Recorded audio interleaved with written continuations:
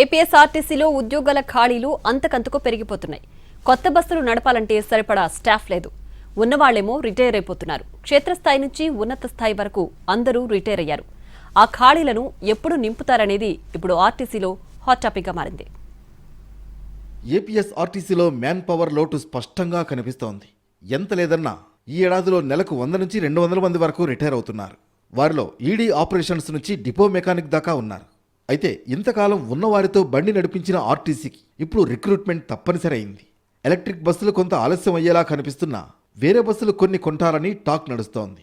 మరి వాటికైనా డ్రైవర్లు, కండక్టర్లు కావాలని, అందుకోసం భర్తీ జరగాలని యూనియన్లు ఒత్తిడి తెస్తున్నాయి. స్త్రీశక్తి పథకం సమర్థవంతంగా అమలు చేసేందుకు రిక్రూట్మెంట్ చేసే దిశగా చర్యలు తీసుకుంటున్నాం అని గతేడాదే సర్కార్ చెప్పింది. ఖాళీగా ఉన్న రెగ్యులర్ డ్రైవర్, కండక్టర్ ఉద్యోగాలు భర్తీ చేసేందుకు ప్రణాళికలు కూడా వేశారు. మొత్తం 7,673 రెగ్యులర్ పోస్టుల నియామకం చేపట్టాలి. కానీ ప్రభుత్వం నుంచి ఆర్థికపరమైన అనుమతులు మాత్రం రావడం లేదనే విమర్శలు వినిపిస్తున్నాయి. 3,673 డ్రైవర్ పోస్టులు, 1,813 కండక్టర్ పోస్టులు, డిపోల్లో పలు విభాగాల్లో ఖాళీగా ఉన్న మెకానిక్లు, శ్రామికులు తదితర పోస్టుల భర్తీకి అనుమతించాలని ప్రభుత్వాన్ని బోర్డు కోరుతోంది.